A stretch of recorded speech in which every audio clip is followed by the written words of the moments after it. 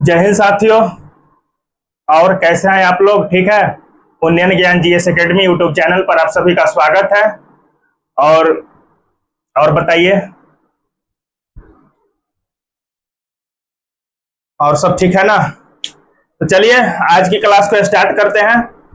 और हम लोग पढ़ रहे थे संविधान। हम लोग पॉलिटी में मतलब भारत की राज्य व्यवस्था के अंतर्गत हम लोग संविधान को पढ़ रहे थे। और संविधान का जो पहला चैप्टर है उसको पढ़ रहे थे कि संविधान बनाने की पृष्ठभूमि कैसे तैयार हुई, संविधान बनाने की जो यात्रा है कहाँ से प्रारंभ हुई, उस चीजों के बारे में जो हम लोग पिछले क्लास में एक दो क्लास में जो है पढ़े और समझने का प्रयास भी किए। तो साथियों, आप लोग जो है उन्नयन ज्ञान जीएस एकेडमी यूट्यूब चैनल को फटाफट सब्सक्राइब कर दीजिए और अपने दोस्तों के व्हाट्सएप ग्रुप के बीच में शेयर कर दीजिए, है ना। और इस वीडियो के लास्ट तक बने रहेंगे तभी जो है आपको कुछ समझ में आएगा, है ना। बीच से 2-4-5 मिनट वीडियो देखने से 5 मिनट क्लास करने से जो है आपको कुछ भी समझ में नहीं आएगा। जब तक पूरा क्लास को नहीं करेंगे तब तक बहुत सारा डाउट आपके मन में रह ही जाएगा। ठीक, तो बिना टाइम बर्बाद किए हुए, बिना टाइम लैप्स किए हुए आज की क्लास को हम लोग शुरू करते हैं। और संविधान के बारे में हमने पिछले क्लास में ये पढ़ा कि 1757 से लेकर के 1857 तक 1757 से लेकर के 1857 तक जो भारत में शासन व्यवस्था चली, 1 मिनट, 1757 से 1857 तक जो भारत में शासन व्यवस्था चली वो ब्रिटिश कंपनी के द्वारा चलाया गया। जो कंपनी यहाँ पर व्यापार करने आई थी उस कंपनी के द्वारा, उस व्यापारियों के द्वारा, उस अंग्रेज कंपनी के द्वारा 1757 से 1857 तक भारत में शासन प्रशासन चलाई गई। और जब 1857 में सिपाही विद्रोह होता है तो ब्रिटिश ताज को कहीं ना कहीं ये लगता है कि अब जो है भारत की शासन प्रशासन की व्यवस्था है वो ब्रिटिश कंपनियों से नहीं संभल रही है। तो 1858 में एक अधिनियम पारित होता है और 1858 से लेकर के 1947 तक 1858 से लेकर के 1947 तक जो भारत में शासन प्रशासन चलाने का काम करती है वो ब्रिटिश ताज करती है। मतलब ब्रिटेन की संसद के द्वारा या ब्रिटेन के राजा के द्वारा या ब्रिटेन की महारानी के द्वारा या ब्रिटिश ताज के द्वारा जो 1858 से लेकर के 1947 तक भारत में शासन प्रशासन चलाने का काम किया जाता है।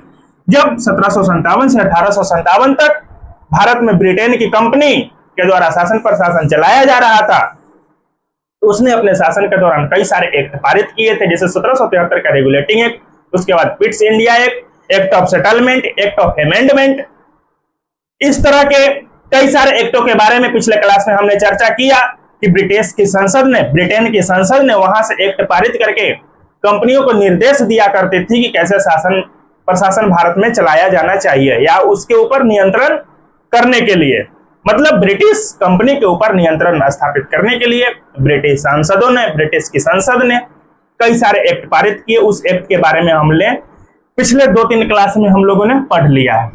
और जब 1857 की क्रांति के बाद जब 1858 में एक चार्टर एक्ट पारित किया जाता है, इसको भारत शासन अधिनियम के नाम से जानते हैं, भारत शासन अधिनियम के नाम से जानते हैं। और जब ब्रिटिश ताज अपने हाथ में भारत की शासन प्रशासन संभालती है, अपने हाथ में भारत की बागडोर लेती है, तो ब्रिटिश ताज ने अपने शासन प्रशासन के दौरान भी कई सारे एक्ट पारित किए, जैसे कि 1858 का भारत शासन अधिनियम, 58 के बाद 1861 का भारत शासन अधिनियम, उसके बाद 1892 का भारत शासन अधिनियम, है ना, 1858, 61, 92, उसके बाद 1909 का भारत शासन अधिनियम, 1909 के बाद 1919 का भारत शासन अधिनियम, 1919 का भारत शासन अधिनियम, 1919 के बाद जो है 1935 का भारत शासन अधिनियम, उसके बाद 1935 के बाद 1947 का जो है भारतीय स्वतंत्रता अधिनियम। इन तमाम अधिनियमों को ब्रिटिश की संसद अपने संसद से पारित करती है और उसके बाद इस अधिनियम में जो नियम कानून या जो प्रावधान लिखे होते हैं उसी प्रावधान के अनुसार ब्रिटिश क्राउन भारत के लोगों के ऊपर शासन प्रशासन चलाती है। तो साथियों, आज की क्लास में आपको 1858, 1861, 1892, 1909, 1919, 1935 और 1947 के अधिनियम के बारे में जानकारी प्रदान करनी है।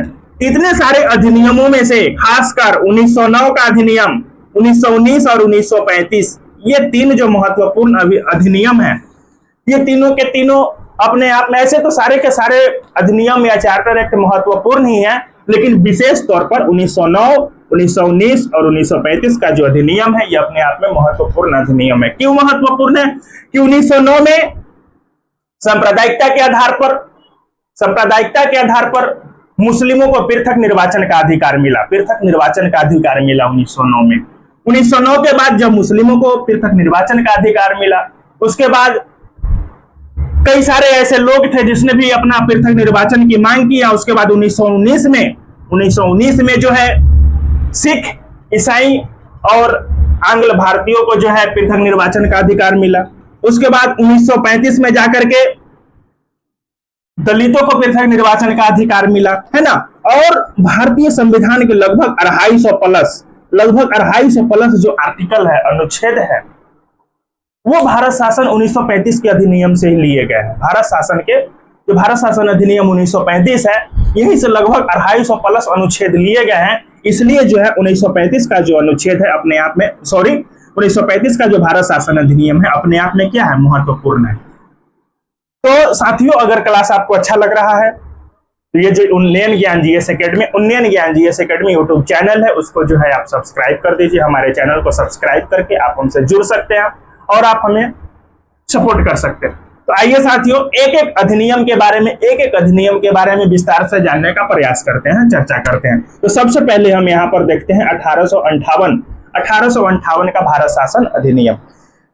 साथियों, जब 1858 का भारत शासन अधिनियम पारित होता है, जब 1857 में सिपाही विद्रोह होती है और जब ब्रिटिश ताज ने 1858 का भारत शासन अधिनियम पारित किया, तो सबसे पहले यहां पर कंपनी के शासन को समाप्त कर दिया। जो भारत में कंपनी का शासन चल रहा था उसको इस अधिनियम के तहत समाप्त कर दिया गया।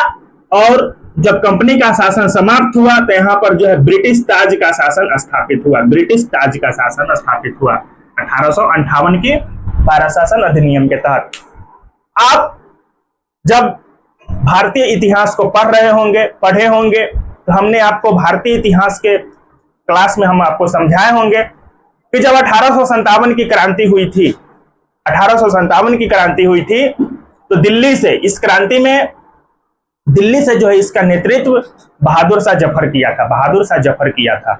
और जब दिल्ली से 1857 की क्रांति के नेतृत्व को दबा दिया गया और बहादुर शाह जफर को गिरफ्तार करके निर्वासित जीवन जीने के लिए रंगून भेज दिया गया, तो ब्रिटिश ताज ने मुगल सत्ता को समाप्त कर दिया। मुगल सत्ता का क्या कर दिया, यहां पर समापन कर दिया। क्योंकि बहादुर शाह जफर मुगल बादशाह था और जो 1857 की क्रांति का नेतृत्व किया था दिल्ली से, और जब दिल्ली से 1857 की क्रांति को अंग्रेज अधिकारियों के द्वारा दबा दिया गया और बहादुर शाह जफर को गिरफ्तार करके रंगून भेज दिया जाता है, उसके बाद मुगल सत्ता का समापन कर दिया जाता है। मुगल सत्ता का क्या कर दिया जाता है, समापन कर दिया जाता है 1858 की क्रांति के तहत।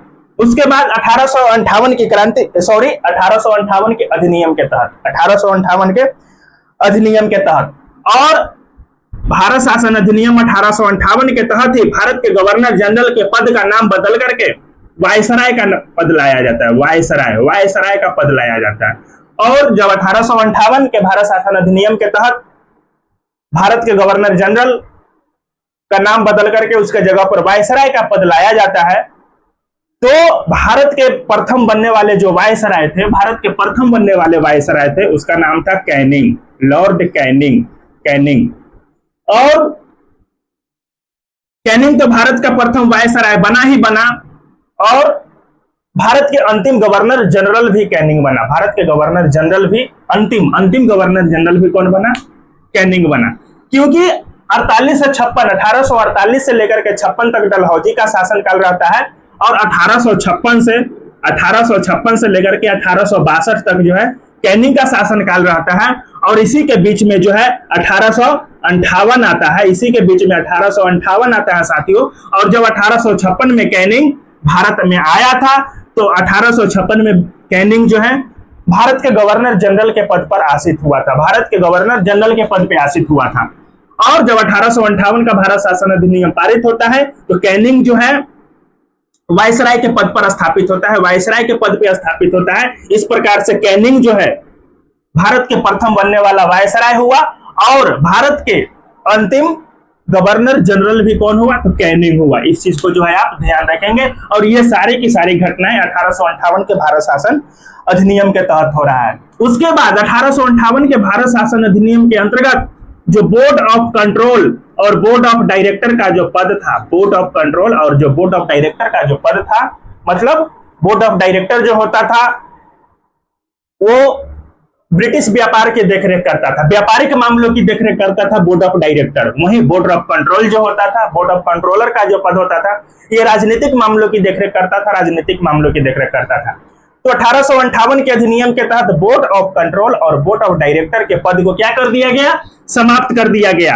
और इसके पद को समाप्त करने के बाद इसके जगह पर एक राज्य सचिव का पद लाया गया, राज्य सचिव का पद लाया गया, राज्य सचिव का पद लाया गया, है ना। बोर्ड ऑफ कंट्रोलर और बोर्ड ऑफ डायरेक्टर के पद को समाप्त करते हुए इसके पद के जगह पर राज्य सचिव का पद लाया गया, और ये जो है भारत का राज्य सचिव कहलाया, भारत राज्य सचिव, भारत का राज्य सचिव, है ना। और यहाँ राज्य शब्द का जो प्रयोग हुआ है ये भारत के लिए ही हुआ है, भारत के लिए हुआ है, यानी कि भारत राज्य सचिव का पद लाया गया।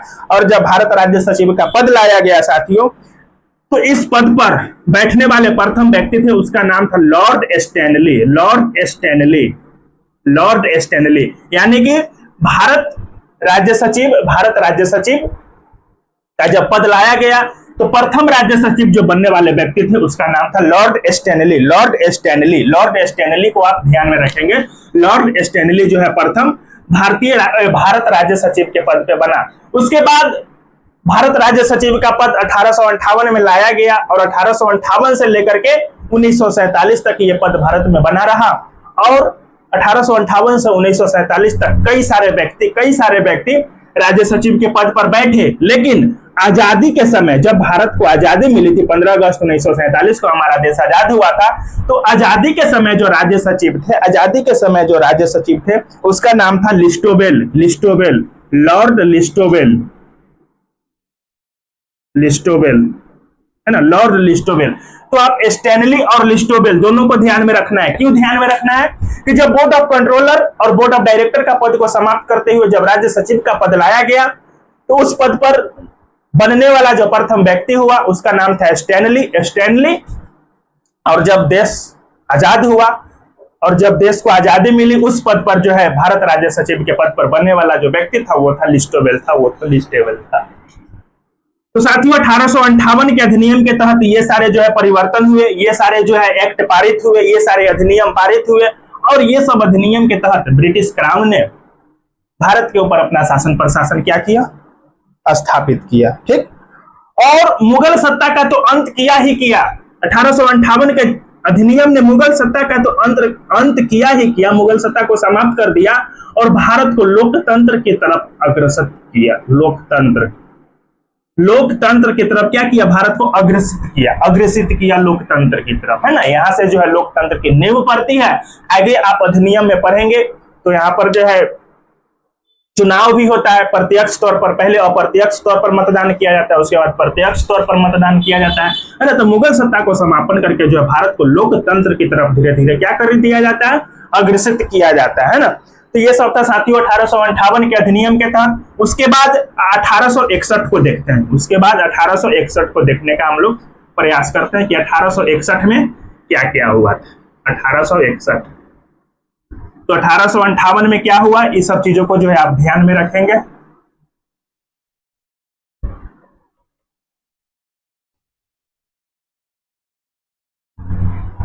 अठारह सौ इकसठ का जब भारत शासन अधिनियम बनकर के आया तो यहां पर सबसे महत्वपूर्ण बात ये हुई, 1861 के भारत शासन अधिनियम में सबसे महत्वपूर्ण बात ये हुई कि यहां पर कैबिनेट प्रणाली का शुरुआत हुआ। कैबिनेट प्रणाली का जो है शुरुआत हुआ 1861 के भारत शासन अधिनियम के अंतर्गत कैबिनेट प्रणाली का शुरुआत हुआ और विकेंद्रीकरण, यहां पर जो है विकेंद्रीकरण प्रणाली का गठन किया गया। विकेंद्रीकरण, विकेंद्रीकरण प्रणाली का गठन किया गया। विकेंद्रीकरण प्रणाली का मतलब क्या हुआ? तो विकेंद्रीकरण प्रणाली का मतलब यह हुआ कि शक्तियों का बंटवारा, शक्तियों का बंटवारा। जैसे कि पहले जो है मद्रास और मुंबई के लिए भी जो है नियम कानून बंगाल प्रेसिडेंसी ही बनाता था। मद्रास और मुंबई के लिए भी जो है नियम कानून कौन बनाता था?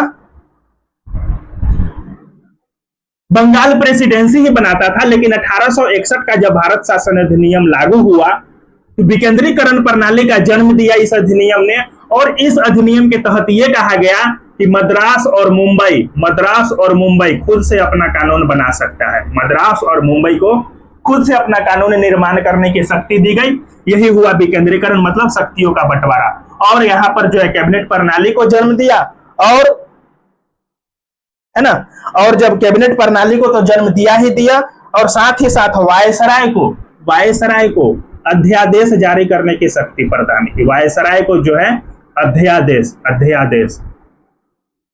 वायसराय को अध्यादेश जारी करने की शक्ति प्रदान किया 1861 के भारत शासन अधिनियम ने। और जो वायसराय अध्यादेश पारित करता था वो कम से कम कितना दिन तक लागू रह सकता था? तो 6 महीना तक जो है लागू रह सकता था। 6 महीना तक लागू रह सकता था। ये सब हुआ 1861 के भारत शासन अधिनियम के तहत। और राज्य में जनप्रतिनिधि संस्था का गठन किया गया। राज्य में यानी कि प्रांतों में जो है जनप्रतिनिधि संस्था का गठन किया गया। जनप्रतिनिधि संस्था का मतलब विधानसभा और विधान परिषद। जैसे कि अभी जनप्रतिनिधि संस्था जो है, अगर केंद्र में बात करें तो लोकसभा और राज्यसभा है। केंद्र में लोकसभा और राज्यसभा, उसी प्रकार से राज्य की बात करें तो राज्य में विधानसभा और विधान परिषद है। तो प्रांतों में जनप्रतिनिधि संस्था का गठन 1861 के भारत शासन अधिनियम के तहत किया गया। और वहीं अगर केंद्र में बात करें जनप्रतिनिधि संस्था का गठन, तो साथियों हमने आपको पढ़ाया था कि जब 1853 का जब चार्टर एक्ट पारित हुआ था, 1853 का जब चार्टर एक्ट पारित हुआ था, तो केंद्रीय विधानसभा का गठन किया गया था। केंद्रीय विधानसभा का गठन 1853 के चार्टर एक्ट के तहत किया गया था। वहीं अगर राज्य में विधानसभा की बात करें तो 1861 के भारत शासन अधिनियम के तहत किया गया था। ये दोनों पॉइंट अपने आप में महत्वपूर्ण है। ये दोनों पॉइंट, केंद्र में केंद्रीय विधानसभा का गठन किस चार्टर एक्ट के तहत किया गया था? तो 1853 के चार्टर एक्ट के तहत। वहीं अगर राज्य में बात करें, प्रांतों में जनप्रतिनिधि संस्था का गठन कब किया गया था? तो 1861 के भारत शासन अधिनियम के तहत किया गया था। तो साथियों ये दोनों चीज में कंफ्यूज नहीं होना है, दोनों को आपको क्या करना है, याद रखना है। ठीक, तो ये था साथियों 1861 के भारत शासन अधिनियम। उसके बाद जो है आपको हम 1892 की तरफ ले चलते हैं। 1892 में क्या होता है?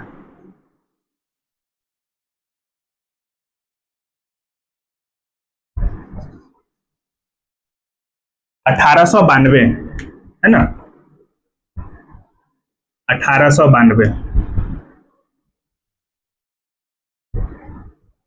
1892 का भारत शासन अधिनियम।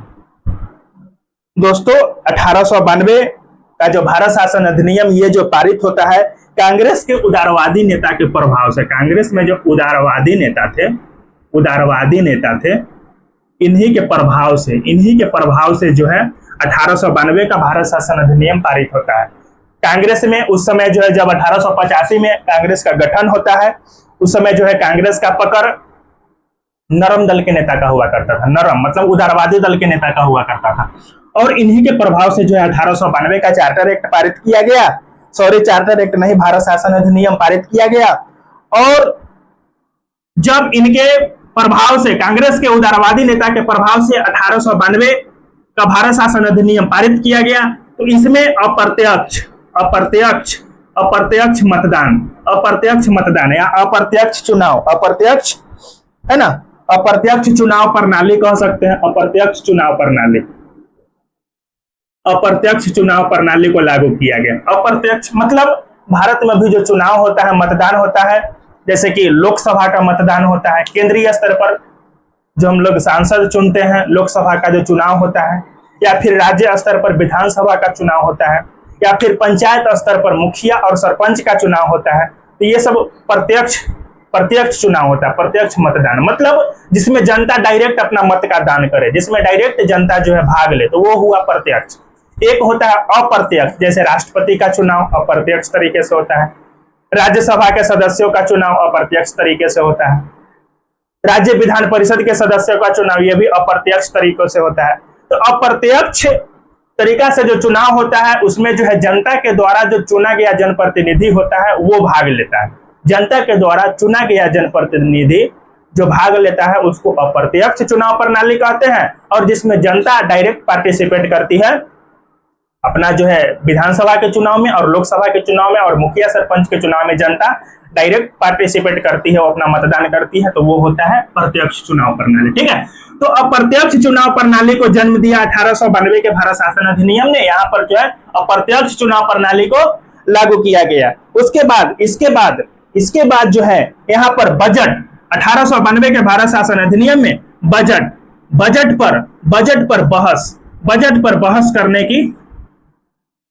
पर बहस करने की प्रणाली की शुरुआत हुई। बजट पर बहस, लेकिन बजट पर बहस तो कर सकते थे, लेकिन बजट पर मतदान आप नहीं कर सकते थे, बजट पर मतदान नहीं कर सकते थे। 1892 के भारत शासन अधिनियम में यह तो प्रावधान लाया गया कि बजट पर आप बहस कर सकते हैं, बजट पर बहस कर सकते हैं, लेकिन बजट पर मतदान नहीं कर सकते हैं, बजट पर मतदान नहीं कर सकते हैं। और वहीं अगर बजट की बात करें तो पहली बार बजट जो है 1860 में पेश किया गया था। 1860 में, ये चीज को आप ध्यान में रखेंगे कि पहली बार बजट 1860 में जेम्स विल्सन, इस व्यक्ति का भी नाम आप ध्यान में रखेंगे कि पहली बार बजट 1860 में जेम्स विल्सन के द्वारा लागू किया गया था, मतलब पेश किया गया था। पहली बार बजट कब पेश किया गया था? तो 1860 में पेश किया गया था। किसके द्वारा किया गया था? तो जेम्स विल्सन के द्वारा किया गया था, जेम्स विल्सन के द्वारा किया गया था, है ना।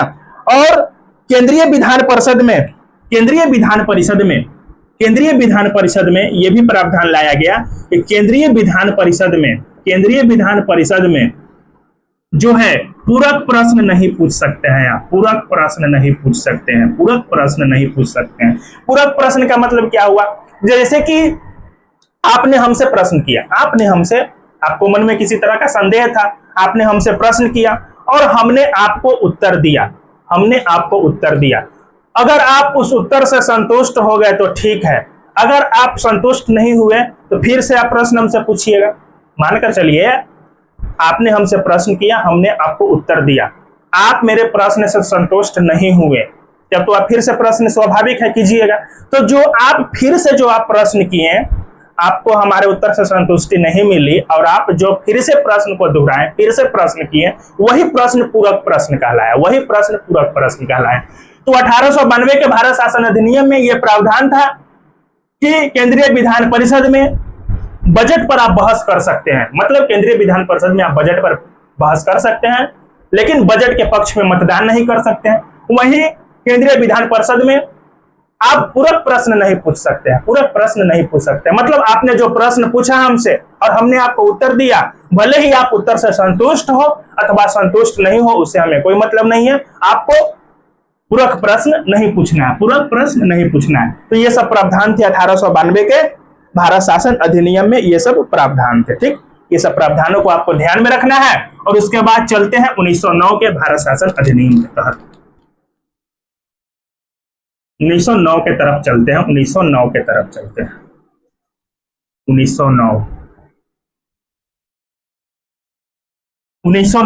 चलते हैं। ये एक अपने आप में क्या है, बहुत ही महत्वपूर्ण अधिनियम है ना। और इसको जो है मार्ले मिंटो एक्ट भी कहते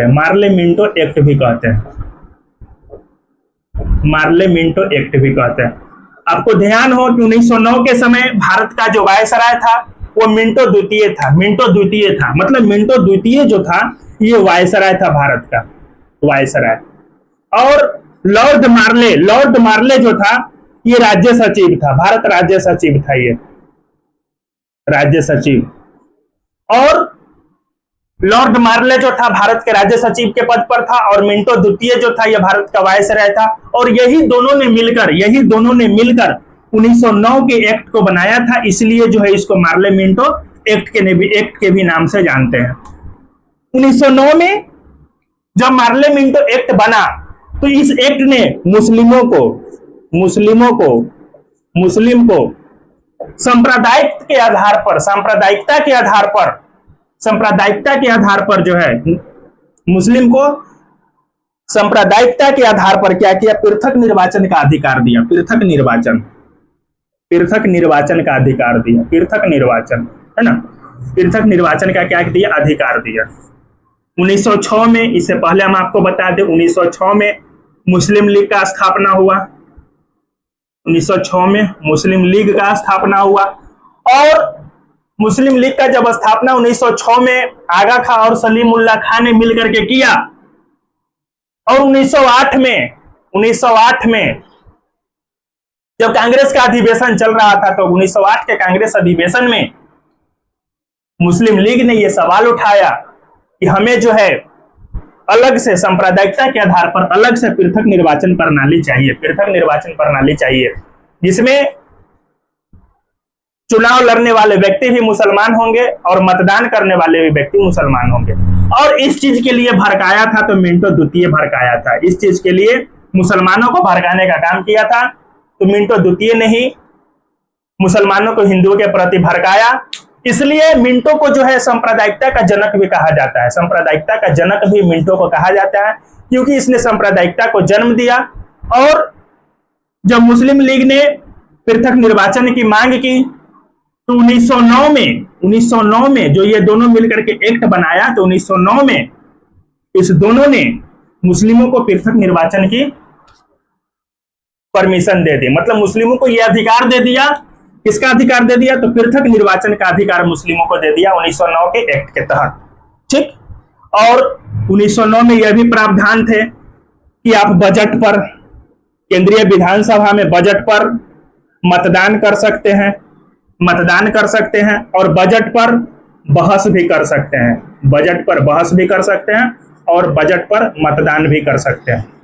वहीं 1909 के भारत शासन अधिनियम या 1909 के मार्ले मिंटो एक्ट में यह भी प्रावधान था कि आप बजट पर बहस तो कर ही सकते हैं, मतदान भी कर सकते हैं और केंद्रीय विधान परिषद में आप पूरक प्रश्न भी पूछ सकते हैं। पूरक प्रश्न भी क्या कर सकते हैं, पूछ सकते हैं। पूरक प्रश्न पूछने का अधिकार 1909 मार्ले मिंटो एक्ट के तहत दिया गया। ठीक।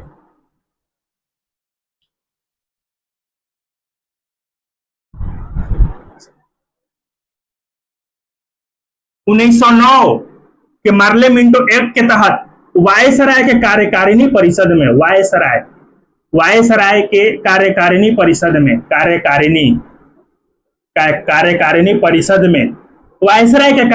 परिषद में भारतीयों को, मतलब एक भारतीय को शामिल किया गया। जैसे कि वायसराय का जो कार्यकारिणी परिषद होता था 3 अथवा 4 सदस्य का, वो जो है वायसराय को काम करने में मदद करता था। वायसराय का कार्यकारिणी सदस्य होता था, परिषद होता था, वो जो है वायसराय को काम करने में मदद करता था। और उसमें जो है पहले भारतीय शामिल नहीं हो सकते थे, लेकिन 1909 के मार्ले मिंटो एक्ट जब बनकर के तैयार हुआ तो इसमें जो है वायसराय के कार्यकारिणी परिषद में एक भारतीय को सदस्य के तौर पर एक भारतीय को शामिल करने का प्रावधान किया गया।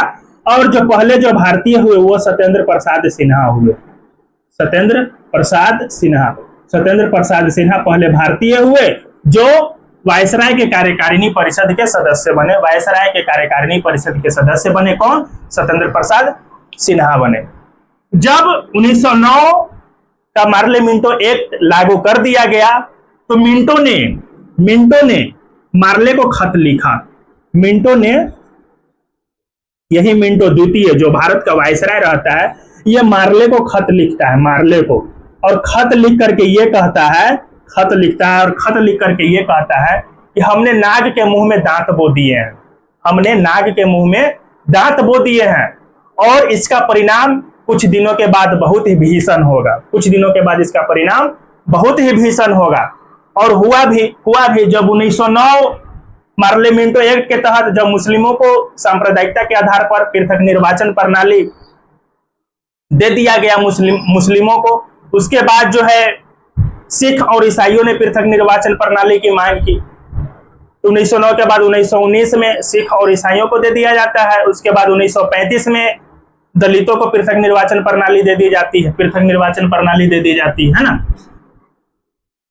और जब जैसे ही मुस्लिमों को पृथक निर्वाचन प्रणाली का अधिकार मिला, पृथक निर्वाचन प्रणाली का अधिकार मिला, तो मिंटो जो है मार्ले को खत लेकर के कहता है हमने नाक के मुंह में दांत बो दिया है। और आगे चल करके यही मुस्लिम लीग, जब आजादी का समय आता है तो मुस्लिम लीग जो है सांप्रदायिकता के आधार पर अलग राष्ट्र बनाने का मांग करता है, और तब जाकर के जो है पाकिस्तान जैसे राष्ट्र का उदय होता है। ठीक, तो ये था 1909 के मार्ले मिंटो एक्ट के बारे में, है ना। वही महात्मा गांधी का कथन था कि मार्ले मिंटो एक्ट जो है सर्वनाश करने वाला एक्ट है, सर्वनाश करने वाला एक्ट है। ये महात्मा गांधी का कथन था, है ना। उसके बाद के एम मुंशी हुए एक व्यक्ति, के एम मुंशी, है ना। के एम मुंशी को कहना था कि मार्ले मिंटो एक्ट जो है भारत में उभरते हुए लोकतंत्र का गला घोट दिया, भारत में उभरते हुए लोकतंत्र का गला घोट दिया। जो भारत में लोकतंत्र उभर रहा था वो जो है मार्ले मिंटो एक्ट ने मुस्लिमों को सांप्रदायिकता के आधार पर पृथक निर्वाचन प्रणाली का अधिकार दे करके भारत में उभरते लोकतंत्र का गला घोट दिया। यह कथन के एम मुंशी का था, के एम मुंशी का था। तो ये सब कथन को भी आप ध्यान में रखेंगे और ये सब पॉइंट को भी आप ध्यान में रखेंगे, ठीक है।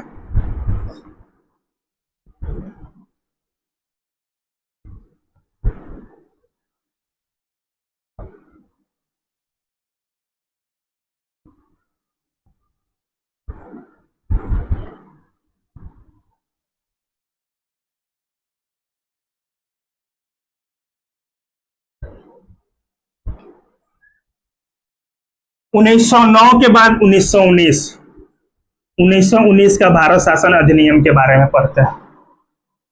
1919 का जो भारत शासन अधिनियम बनाया, ये सचिव मांटेंग्यू, वो भारत सचिव जो मांटेंग्यू, सचिव के पद पर रहता है मांटेंग्यू, और वायसराय चेम्सफोर्ड, तो ये दोनों ने मिलकर के 1919 का भारत शासन अधिनियम को तैयार करता है। इसलिए जो है इसको मांटेंग्यू चेम्सफोर्ड अधिनियम भी कहते हैं, मांटेंग्यू चेम्सफोर्ड अधिनियम भी कहते हैं, ठीक। और जब ये 1919 का भारत शासन अधिनियम बन के तैयार हुआ, उस समय ब्रिटेन के पीएम जो थे लॉर्ड जॉर्ज, ब्रिटेन के प्रधानमंत्री लॉर्ड जॉर्ज रहता है। उसी के समय 1919 का अधिनियम बन के तैयार होता है, और ये मांटेंग्यू और चेम्सफोर्ड ये दोनों मिलकर के तैयार करता है, इसलिए इसको मांटेंग्यू चेम्सफोर्ड सुधार अधिनियम भी कहते हैं। अब इस नियम में क्या क्या प्रावधान थे उसके बारे में देखते हैं। तो 1919 के अधिनियम के तहत आंग्ल भारतीय था, उसको आंग्ल भारतीय के बाद सिख और ईसाई और आंग्ल भारतीय को पृथक निर्वाचन प्रणाली का अधिकार दिया गया, ठीक। इसके बाद केंद्र में द्विसदनीय विधायिका का गठन किया गया। केंद्र में 1919 के अधिनियम के तहत केंद्र में क्या किया गया, द्विसदनीय विधायिका का गठन किया गया। पहले केवल केंद्रीय विधानसभा हुआ करता था, लेकिन द्विसदनीय विधायिका का गठन किया गया, और द्विसदनीय विधायिका के तहत एक राज्य परिषद और एक केंद्रीय विधानसभा, एक राज्य परिषद और दूसरा केंद्रीय विधानसभा,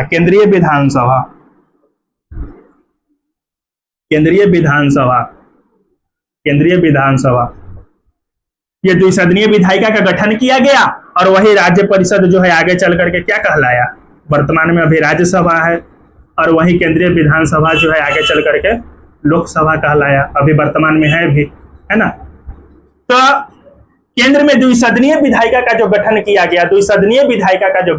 गया, आप ध्यान में रखेंगे 1919 के अधिनियम के तहत, यानी कि 1919 का जो मांटेंग्यू चेम्सफोर्ड सुधार अधिनियम था, उस अधिनियम के तहत केंद्र में द्विसदनीय विधायिका का गठन किया गया, एक राज्य परिषद और एक केंद्रीय विधानसभा। मतलब 1919 से पहले केंद्र में केवल केंद्रीय विधानसभा ही हुआ करता था, राज्य परिषद नहीं हुआ करता था। और यही दोनों संस्थाएं आगे चल करके केंद्रीय विधानसभा लोकसभा और राज्य परिषद जो है राज्यसभा का रूप धारण करती है, ठीक है ना। प्रांतों में द्वैध शासन को लागू किया गया। प्रांत में 1919 के अधिनियम के तहत प्रांतों में द्वैध शासन व्यवस्था को लागू किया गया। और वहीं अगर केंद्रों में द्वैध शासन व्यवस्था को बात करेंगे केंद्रों में, तो 1935 के अधिनियम के तहत, 1935 का जब अधिनियम बनकर आता है तो 1935 के अधिनियम के तहत प्रांतों में द्वैध शासन व्यवस्था को समाप्त कर दिया जाता है, लेकिन केंद्र में लागू रहता है। तो प्रांतों की बात करें, प्रांतों में द्वैध शासन व्यवस्था, तो 1919 के अधिनियम के तहत प्रांतों में द्वैध शासन व्यवस्था को लागू किया गया। और 1919 के अधिनियम के तहत प्रत्यक्ष निर्वाचन प्रणाली, 1919 के अधिनियम के तहत प्रत्यक्ष निर्वाचन प्रणाली की शुरुआत हुई। मतलब इससे पहले जो चुनाव हुआ करते थे अप्रत्यक्ष तौर पर होते थे, लेकिन 1919 का जब अधिनियम बन के आया तो यहाँ पर जो है जनता प्रत्यक्ष रूप से मतदान कर सकती थी, चुनाव में पार्टिसिपेट कर सकती थी। और 1919 के अधिनियम के तहत प्रत्यक्ष निर्वाचन प्रणाली की क्या हुई, शुरुआत हुई। और जब प्रत्यक्ष निर्वाचन प्रणाली की शुरुआत हुई तो यहाँ पर महिला को भी वोट देने का अधिकार मिला, महिला को भी मतदान करने का अधिकार मिला। तो महिला को मतदान करने का अधिकार किस अधिनियम के तहत, तो 1919 के अधिनियम के तहत महिला को मतदान करने का अधिकार मिला। और पहली बार चुनाव 1920 में हुआ, पहली बार जो है केंद्रीय विधानसभा का चुनाव 1920 में हुआ, 1920 में हुआ पहली बार केंद्रीय विधानसभा का जो चुनाव है, केंद्रीय विधानसभा का जो चुनाव है 1920 में हुआ, है ना। तो 1919 में कौन कौन महत्वपूर्ण काम हुआ, तो द्विसदनीय विधायिका यानी कि राज्य परिषद और केंद्रीय विधानसभा का गठन किया गया। 1919 के अधिनियम के तहत प्रत्यक्ष निर्वाचन प्रणाली की शुरुआत हुई। और जब प्रत्यक्ष निर्वाचन प्रणाली की शुरुआत हुई तो 1919 में जब प्रत्यक्ष निर्वाचन प्रणाली की शुरुआत हुई तो 1920 में पहली बार केंद्रीय विधानसभा का चुनाव हुआ। और जब पहली बार 1920 में केंद्रीय विधानसभा का चुनाव हुआ तो इस चुनाव में जनता ने प्रत्यक्ष तौर पर अपना मतदान किया और इसी अधिनियम के तहत महिला को मतदान करने का अधिकार भी मिला, है ना। उसके बाद सिविल सेवा परीक्षा लंदन के साथ साथ भारत में भी पारित किया गया, लागू किया गया। जो सिविल सेवा की परीक्षा पहले सिर्फ और सिर्फ लंदन में होता था, तो 1919 के अधिनियम के तहत यह प्रावधान लाया गया। तो सिविल सेवा की परीक्षा जो है वो लंदन के साथ साथ भारत में ही होगा। और जब ऐसा प्रावधान लाया गया तो सबसे पहले इसकी परीक्षा इलाहाबाद में हुआ, इलाहाबाद में हुआ। इस चीज को आप क्या रखेंगे, ध्यान में रखेंगे, है ना। इलाहाबाद में इसकी आयोजन किया गया। और 1919 के अधिनियम को जांच करने के लिए ही 1919 के जो भारत शासन अधिनियम था इसको ही जांच करने के लिए प्रत्येक 10 साल पर जो है एक आयोग गठित किया गया था, एक आयोग का गठन किया गया था कि भारत शासन अधिनियम जो 1919 जो लागू हुआ है वो इस अधिनियम में जितने प्रावधान है ये सही तौर पर जमीनी स्तर पर चल रहा है कि नहीं चल रहा है, इसकी जांच पड़ताल करने के लिए जो है प्रत्येक 10 साल पर एक आयोग का गठन किया गया। तो 1919 में जब 10 जोड़ेंगे तो 1929 हो जाएगा। तो 1929 से पहले ही 1927 में मतलब 1929 से पहले ही 10 वर्ष पूरा होने से पहले ही 1927 में एक आयोग का गठन किया गया और वो आयोग कहलाया साइमन कमीशन। और साइमन कमीशन आयोग का जब गठन किया गया तो इसका गठन इसलिए किया गया था कि ये मॉन्टेग्यू चेम्सफोर्ड सुधार अधिनियम जो 1919 है उसी का जांच पड़ताल करने के लिए साइमन कमीशन का गठन 1927 में किया गया। और ये कमीशन 1928 में भारत आया, ये कमीशन जो है 1928 में भारत आया। लेकिन साइमन कमीशन आयोग में जितने व्यक्ति थे, इसमें जितने सदस्य शामिल थे वो सबके सब अंग्रेज थे, अंग्रेज अधिकारी थे। उसमें एक भी भारतीय शामिल नहीं थे, जिस वजह से भारतीयों ने साइमन कमीशन का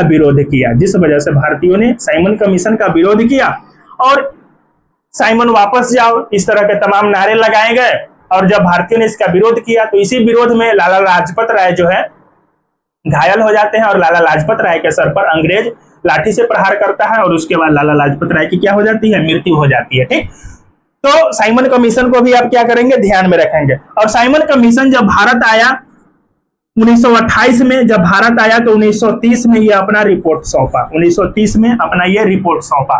और जब 1930 में साइमन कमीशन अपना रिपोर्ट सौंपा तो इसके रिपोर्ट जब सौंप दिया गया तो रिपोर्ट पर विचार विमर्श करने के लिए जब 1930 में साइमन कमीशन अपना रिपोर्ट सौंपा तो रिपोर्ट पर विचार विमर्श करने के लिए लंदन में 3 गोलमेज सम्मेलन का आयोजन किया गया, 1930 में, 1931 में और 1932 में।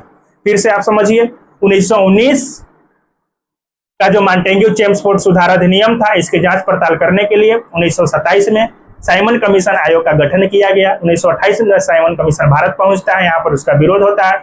इसमें सबके सब व्यक्ति अंग्रेज ही थे, भारतीय इसमें शामिल नहीं थे।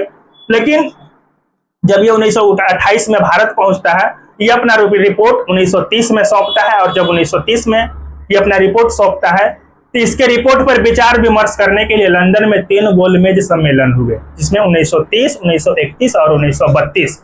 जब ये 3 गोलमेज सम्मेलन हुए लंदन में, इसके विचार पर विमर्श, इसके रिपोर्ट पर विचार विमर्श करने के लिए, और जब 3 गोलमेज सम्मेलन हुए 30, 31, 32 में, और इसके परिणाम स्वरूप 3 गोलमेज सम्मेलन होने के बाद इसके परिणाम स्वरूप 1935 का भारत शासन अधिनियम बनके तैयार होता है। 1935 का भारत शासन अधिनियम बनके क्या होता है, तैयार होता है। तो अब जो है 1935 के भारत शासन अधिनियम के बारे में पढ़ते हैं। ठीक, 1935 के भारत शासन अधिनियम, इसके बारे में देखते हैं कि परिणाम स्वरूप जब ये 1935 का भारत शासन अधिनियम बनके तैयार हुआ, इसमें क्या क्या प्रावधान लागू किया गया। 1935 का जो भारत शासन अधिनियम है, ये अपने आप में सबसे बड़ा अधिनियम है, सबसे बड़ा अधिनियम।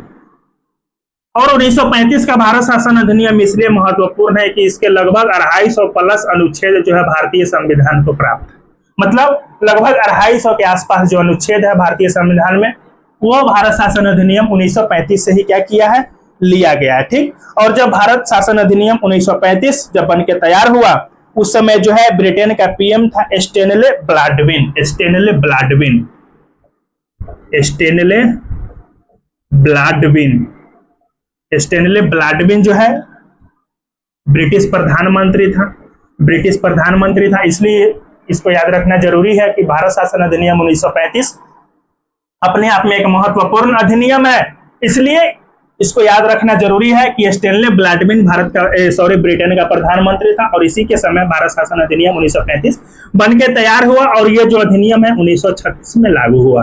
1936 में यह अधिनियम को क्या कर दिया गया, लागू कर दिया गया। ठीक, और इसमें 1935 का जो भारत शासन अधिनियम बनके तैयार हुआ, इसमें जो है दलितों को, महिला को, दलित और महिला को जो है पृथक निर्वाचन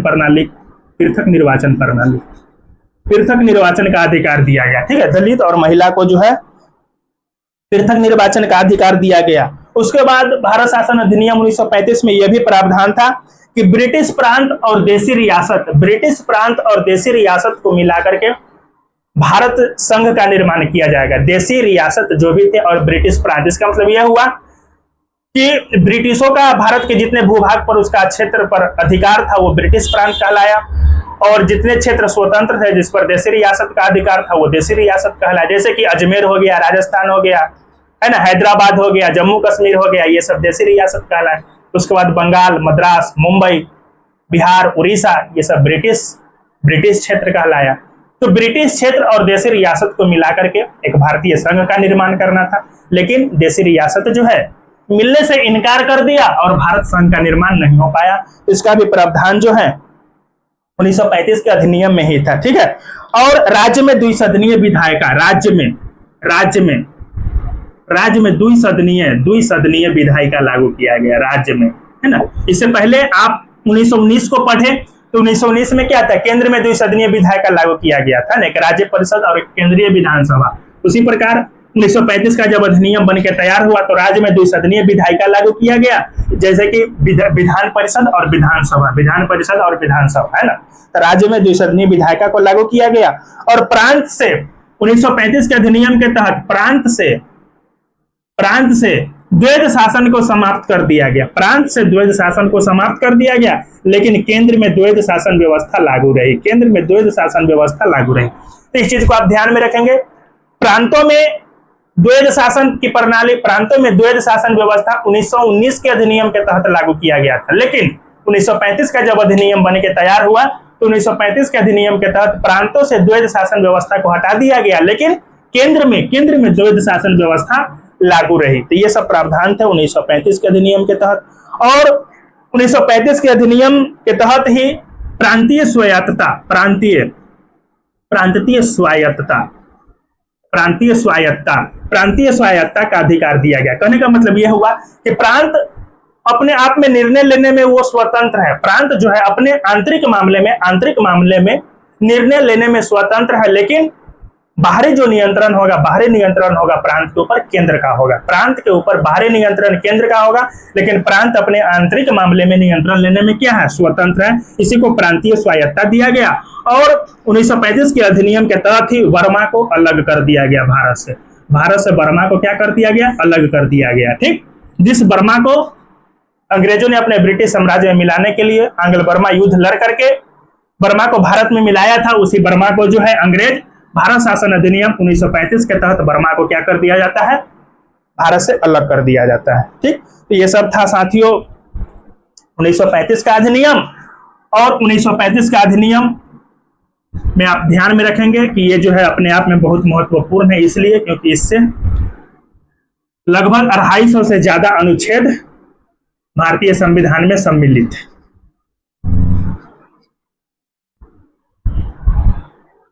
अब देखते हैं भारतीय स्वतंत्रता अधिनियम 1947। भारतीय स्वतंत्रता अधिनियम 1947 के बारे में देखते हैं। तो 3 जून 1947 को 3 जून 1947 को माउंटबेटन योजना बनकर तैयार होता है। 3 जून 1947 को माउंटबेटन योजना बनकर तैयार होता है। 3 जून 1947 को जो माउंटबेटन था, माउंटबेटन योजना बना करके तैयार करता है 3 जून 1947 को। इसके बाद स्वीकृति प्रदान कराने के लिए, इसको स्वीकृति प्रदान कराने के लिए 4 जुलाई 1947 को, 4 जुलाई 1947 को स्वीकृति प्रदान कराने के लिए 4 जुलाई 1947 को ब्रिटिश संसद में रखता है, ब्रिटिश संसद में, है ना। 3 जून 1947 को माउंटबेटन योजना बनकर तैयार हुआ। उसके बाद स्वतंत्रता अधिनियम जो था, स्वतंत्रता अधिनियम 4 जुलाई 1947 को ब्रिटिश संसद में, यानी कि ब्रिटेन के संसद में पेश किया जाता है इस योजना को। ठीक, उसके बाद 18 जुलाई 1947 को 18 जुलाई 1947 को ब्रिटेन की संसद ने स्वीकृति प्रदान कर दी, अपनी स्वीकृति क्या कर दी, प्रदान कर दी, अपनी स्वीकृति प्रदान कर दी, है ना।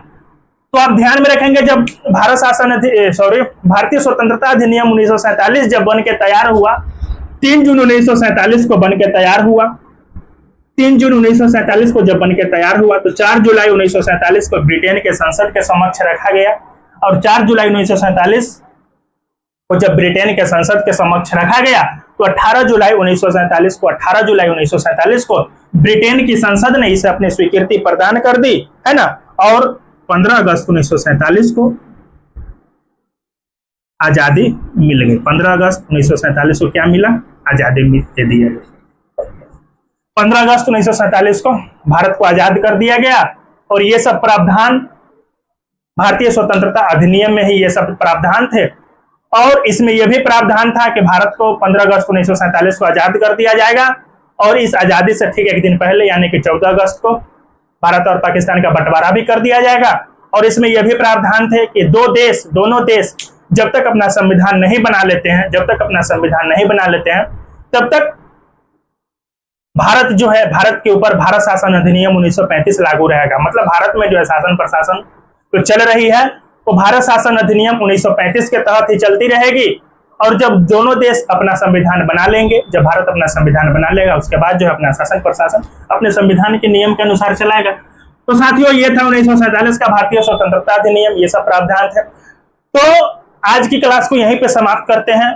तो आप देख रहे हैं कि जब ब्रिटिश कंपनी का जब भारत में शासन रहा, तो 1773 से लेकर के 1853 तक जितने भी वो चार्टर एक्ट पारित किया, 1773 से लेकर के 1853 तक जितने भी चार्टर एक्ट पारित किया, और उस चार्टर एक्ट के माध्यम से ब्रिटिश कंपनियों ने भारत के ऊपर शासन प्रशासन चलाया।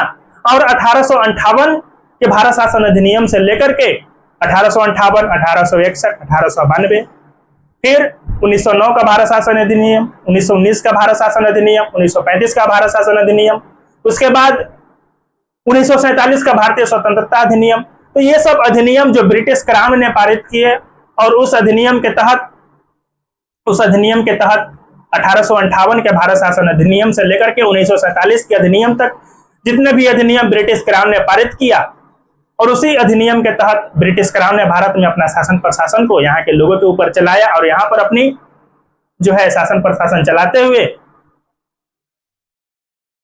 जो है अपनी स्थिति को मजबूत किया, या जो है अपना नियंत्रण करके शासन प्रशासन चलाया और भारत के ऊपर शासन किया इतने दिनों तक। तो साथियों, आज की क्लास को हम यही समाप्त करते हैं। मिलते हैं अगले क्लास में। अगर आपको क्लास अच्छा लगा हो तो हमारे चैनल उन्नयन ज्ञान जीएस एकेडमी को सब्सक्राइब कर दीजिए। ठीक है, मिलते हैं अगले क्लास में। जय हिंद।